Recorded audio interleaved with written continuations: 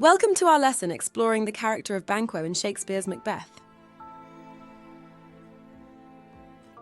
Today we will look at Banquo's key trait as a foil and parallel to Macbeth. In a play which begins with the idea that fair is foul and foul is fair, it is clear from the offset that characters will not function as simple representations of good or evil. We will first see the similar portrayal of Macbeth and Banquo at the beginning of the play in their similar responses to the witch's prophecies. They are noble war heroes presented with the temptation of power.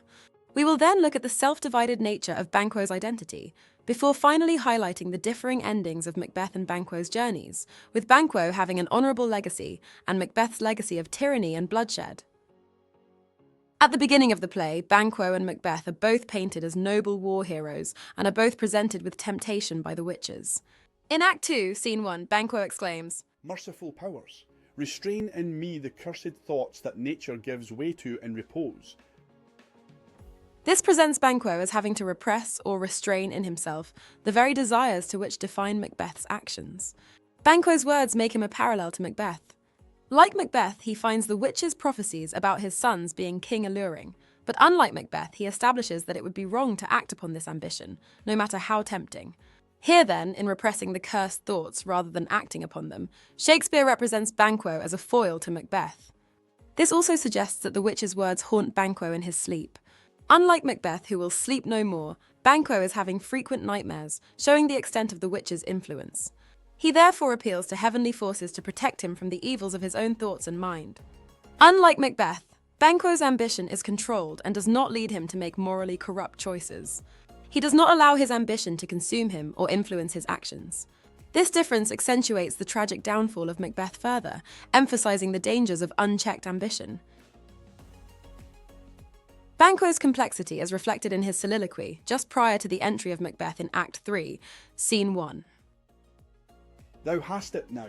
King, Cawdor, Glarms, all as the weird women promised, and, I fear, thou playedst most foully for it. Yet it was said it should not stand in thy posterity, but that myself should be the root and father of many kings, if there come truth from them, as upon thee, Macbeth, their speeches shine. Why, by the verities on thee made good, may they not be my oracles as well, and set me up in hope. But hush, no more." Banquo's soliloquy ceases at the point Macbeth enters.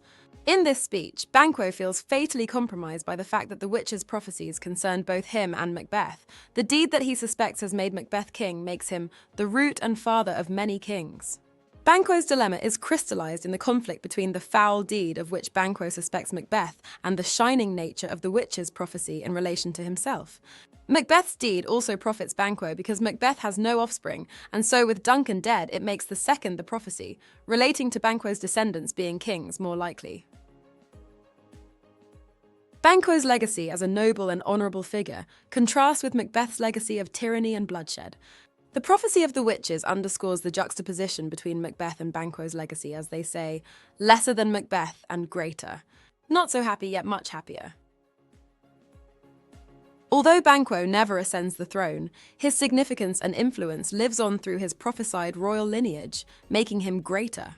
His happiness lies not in power, wealth, or status, but rather his moral rectitude, his virtuous character. Unlike Macbeth, Banquo remains faithful to Scotland's king and the natural order of things, symbolised by the great chain of being. While Macbeth's legacy is marred by treachery, bloodshed, and abhorrence, Banquo's steadfast loyalty, selflessness, and moral courage lead to a greater, happier legacy, a reminder of the importance of virtue over blind ambition. And that brings us to the end of today's lesson, students. Today we've explored how Banquo serves as a foil to Macbeth, from their initial shared nobility and ambition to their contrasting responses to temptation and differing legacies. Banquo's rational judgment, moral steadiness, and commitment to the natural order starkly contrast with Macbeth's moral descent, fueled by unchecked ambition. These differences bring out Macbeth's tragic character development, while portraying Banquo as a beacon of morality. See you in our next lesson! Congratulations on completing the character lessons in Macbeth. You have now earned the Macbeth Character Conqueror badge, which you can view in your dashboard. Make sure to complete the next theme to earn a new badge.